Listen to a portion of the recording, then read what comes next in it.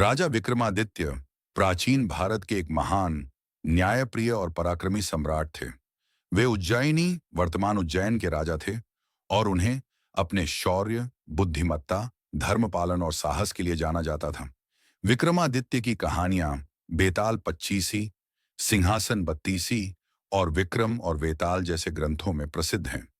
उन्होंने अपने जीवन में कई असाधारण कारनामे किए, अन्याय के विरुद्ध खड़े हुए और हमेशा सत्य और धर्म की रक्षा की।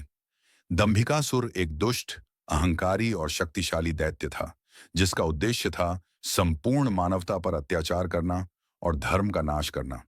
वह तप और साधना से अनेक शक्तियां प्राप्त कर चुका था और देवताओं तक को चुनौती देता था। दंभिकासुर का सबसे बड़ा गुण था उसका घमंड, जो उसे विनाश की ओर ले गया। उसने अनेक नगरों को तहस नहस किया, विद्वानों को अपमानित किया और जनता को भयभीत कर शासन करने लगा। जब दंभिकासुर का अत्याचार चरम पर पहुंचता है और देवता भी उससे त्रस्त हो जाते हैं, तब धरती को उसके आतंक से मुक्त कराने के लिए राजा विक्रमादित्य को चुना जाता है। यह एक महायुद्ध की शुरुआत होती है। सत्य और अहंकार, धर्म और अधर्म, मानवता और राक्षसी प्रवृत्ति के बीच। अध्याय 1, ताम्र गुफा का रहस्य। विंध्याचल पर्वतों की तलहटी में स्थित एक पुरानी ताम्र गुफा, जहां रात्रि के समय न जाने किसकी चीखें गूंजती थीं। कोई भी वहां जाने की हिम्मत नहीं करता था। राजा विक्रमादित्य को एक तपस्वी ब्राह्मण से सूचना मिलती है कि ताम्र गुफा में एक राक्षसी आत्मा फंसी है, जो वर्षों से मुक्ति के लिए तड़प रही है। लेकिन वहां जाने वाला हर व्यक्ति पागल हो जाता है। विक्रमादित्य अकेले अपनी तलवार और आत्मबल के साथ गुफा में प्रवेश करते हैं। अंदर अंधकार है, पर जैसे ही वे आगे बढ़ते हैं, दीवारों पर लाल ताम्र ज्योति प्रकट होती है। गुफा के केंद्र में एक मृत शरीर पड़ा है, बिल्कुल शांत और स्थिर, जैसे वर्षों से वहीं पड़ा हो। लेकिन ऊपर गुफा की छत से एक आत्मा लटक रही है, चमकदार, बेचैन और रोती हुई। आत्मा कहती है, हे राजन, मुझे न्याय दो। ये मेरा शरीर है, लेकिन इस शरीर ने मेरे साथ विश्वासघात किया था।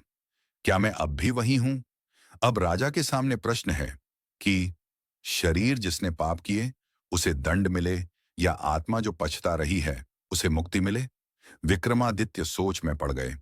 क्या केवल शरीर से किए कर्म ही निर्णायक हैं, या आत्मा के सच्चे पश्चाताप से मोक्ष संभव है? विक्रमादित्य आत्मा से पूछते हैं, क्या तुमने अपने अपराध स्वीकार कर लिए? आत्मा रोते हुए बोली, हाँ राजन, मैंने अपने जीवन में लोभ और क्रोध में बहुत कुछ खोया है। शरीर मर गया, पर आत्मा पश्चाताप में जल रही है। विक्रमादित्य एक मंत्र के माध्यम से आत्मा को क्षमा करते हैं, लेकिन साथ ही चेतावनी भी देते हैं।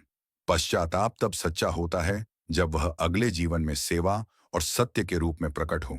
गुफा शांत हो जाती है और आत्मा प्रकाश में विलीन हो गई। तभी गुफा की दीवारों पर लिखा हुआ एक श्लोक उभर आता है, न देहो धर्मम लंघयति, न आत्मा पापम सहति। जो करे पश्चाताप सच्चा, वही परम गति पाता है।